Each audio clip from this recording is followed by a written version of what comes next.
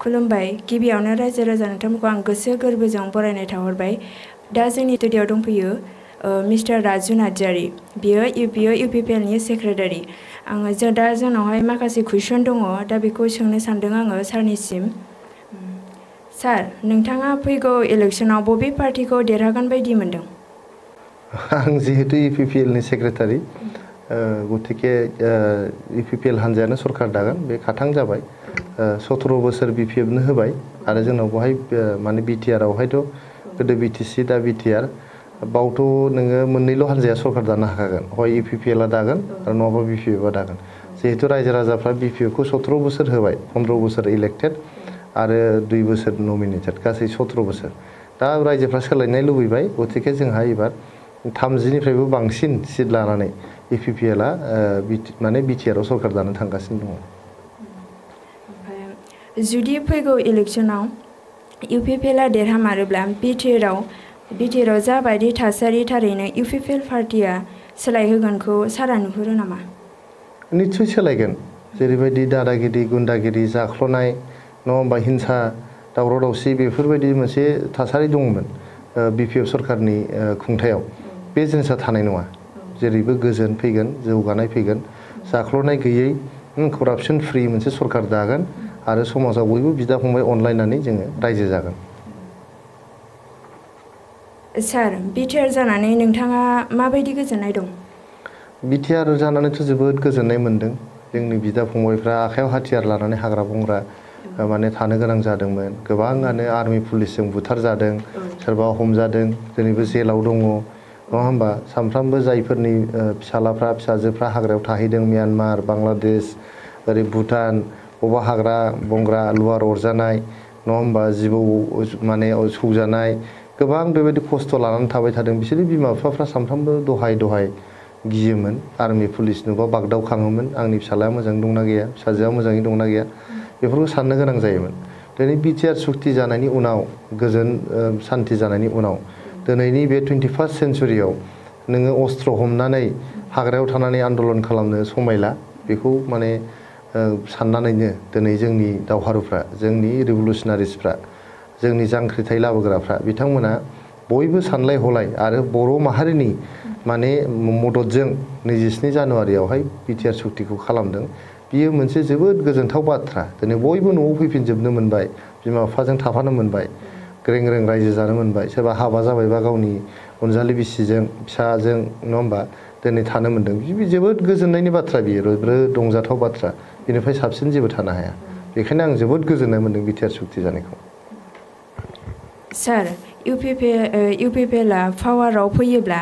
youth आरो आइजो माहारिनि जौगानायनि थाखाय मा थांखि लादों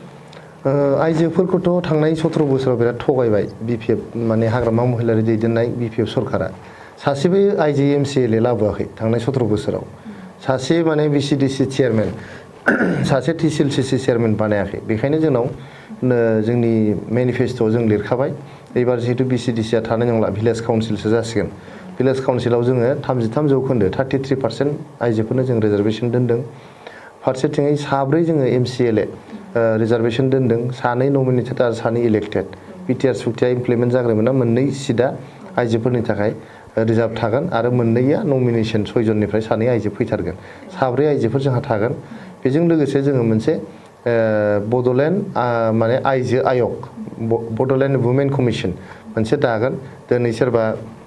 नोंथांमोना मैया दाखालिबो नुदों सोरबा ADC आ सोरबा आइजोखौ रेप खालामनो सेस्था खालामदोंमोन खिन्थु दिनैसिमबो पुलिसा हमाखै दा बेखौ नायनो थाखाय पुलिसा जुदि गाबोन हेफाजाब होआबा बेखौ नायनो थाखाय जेरै आसामाव आसाम वुमेन कमिसन दं जोंनाव खिन्थु BTR आव गैया बा BTC आव गैयामोन गतिके जोंनि सरकार दाग्रोमोना मोनसे बड'लेण्ड आइजो आयग दानाय जागोन जाहाथे जायफोर आइजोफ्रा बेबायदि गावनि मोनथायनिफ्राय डिप्राइभ जादों जायफोर आइजोफ्रा बेबायदि जिनाहारि जानांदों गाग्लोब जादों नङा होमबा फिसायजों बुजादों सोरबा न'निफ्राय होखारजादों सम्पति होजायाखै बेफोर आइजोफ्रा थांनानै गावनि ग्रिभेन्सखौ गावनि जेंनाखौ सुस्रांनो थाखाय गावनि मोनथायखौ बिख'नो थाखाय जोंनि बे बड'लेण्ड वुमेन कमिसनाव माने थांनो हागोन बेबायदिनो जोंहा गोबां हाबाफारि दङ आइजो सेल्फ हेल्प ग्रुपफोरनो जोङो 75,000 रुपिसनिफ्राय 4 लाखसिम माने मोनसे ग्रान्ट एइड होनो नागिरदों फार्स्ट ग्रेडिंआवहाय 75,000 सेकेन्ड ग्रेडिंआव 2,50,000 आरो थार्ड ग्रेडिंआवहाय 4 लाख 4 लाख फैसा जों होनो नागिरदों जाहाथे आइजोफ्रा जौगानो हायो गोबां खामानि मावनो हायो गथे इयुथनि थाखाय जोंनि पार्टियाव नोंथांमोना नुदों बांसिनानो इयुथ प्रमद बर'निफ्राय लानानै जोंबो नङा होमबा नुनायाव बोराय नुदोंबाबो बांद्राय बोराय जायाखै जोंनाबो इयुथआवनो दङ बेबायदिनो जोंहा विलसन हासदा दं मुर्शिदा बेगममोन दङ साफ्रोमबो जोंनि दैदेनगिरिफ्रा दाबो बहुत यां मोनसे स्टेजाव दङ गथिखे नैबे इउपिपिएलआ माने इयुथफोरनिनो मोनसे हान्जा आरो नङा होमबा इयुथ पावारनि मोनसे हान्जा बियो गथिखे इयुथफ्रानो सरकार दागोन इयुथआनो इयुथनि थाखाय खामानि मावगोन जोंहा 10,000 पास बोसोरावहाय 10,000 गभर्नमेन्ट जब होनो थाखाय जों टारगेट लादों बोसोरे 2,000 करि बोसोरबायावहाय 10,000 जोंनि बे मोनसे टारगेट आरो फैगोन बोसोरबायावहाय 5 लाख जोङो एंगेजमेन्ट बे एंगेजमेन्टआ इन्टारप्राइज जानो हागौ बियो स्किल सेक्टराव जानो हागौ जोंहा सार्भिस सेक्टराव जानो हागौ इनफ्रास्ट्राक्चार सेक्टराव जानो हागौ बेबायदिनो जोङो मानसिखौ जायहा जेरैबायदि स्किल आरो इन्ट्रेस्ट दङ आरो एप्टिट्युड दङ बिथांमोनखौहाय एंगेज खालामनो जों नागिरदों नङा होमबा बयबोथ' सरकारि साख्रि मोनजोबनाय नङा बियो सैथो बाथ्रा गथिखे जोङो जोंनि सरकारि नङै प्राइभेट सेक्टरावनो टटेल 5 लाख जोङो इयुथफोरनो एंगेजमेन्ट खालामनो थाखाय जोङो जोबोद नाजाथारगोन सार आरो 17 बोसोर बिपिएफआ बिटिआरखौ सालायबोबाय बे 17 बोसोराव सिगांनिफ्राय दिनैसिमाव जौगानायखौ नोंथाङा नुनो मोनदोंना मोनाखै बेथ' नोंथांमोनाबो नुजोब्बाय नङा होमबा एसे एनै लामा दालाङा जायाखै नङा जादों बेखौ बुंनांगोन ओमफ्राय मोनसे मोननै जेनेबा इउनिभारसिटि सिआइटि बेखौथ' बावनो क'क्राझारावनो खालामजोब्बाय चिराङावबो जेबो गैया बाक्सायावबो जेबो गैया उदालगुरियावबो जेबो गैया लामा सामायाबो बाक्साफ्राव थांबाथ' बिराद गाज्रि अबस्था साहा ओनसोलजों ओरै हाग्रा माबाफ्राव बिराद गाज्रि अबस्था जोंनि गसाइगावआवबो बिराद गाज्रि अबस्था गसाइगावनिफ्राय क'क्राझारसिम थांनाय लामायानो जोंहा गैयामोन नै मैया दाखालिसो गभर्नर रुलनि आन्दाराव नै दा बानायनो नागिरगासिनो दं मोनसे साब डिभिजननिफ्राय साब डिभिजन थांनो लामायानो गैया जोंहा दा गथिखे ओरैबायदि अबस्था माने जेबो मावाखै आरो मावदोंबाबो नों बे लामा दालांफोरखौ मावदों बिराद क्वालिटिफ्रा बिराद गाज्रि बाव जुदि थोरफोआ जुदि नोङो बाहाय 10 इन्सि होनांगौ बाहाय 1 इन्सि गाहामल' लामाफ्रा माने मास मोनथामावनो गाज्रि जायो गथिखे बिराद जाख्ल'नाय बेयाव फैदों आरो जेरावबो माने जाख्ल'नाय आरोखि ओंखायनो माने खामानिखौ मावदोंबाबो माने हाफ हार्टेड आरो जेरावहाय माने 100आव माने 100 मावनांगौ बेवहाय बिसोर 10% बो मावाखै आरो थाखा फैसायाथ' बिराद फैबाय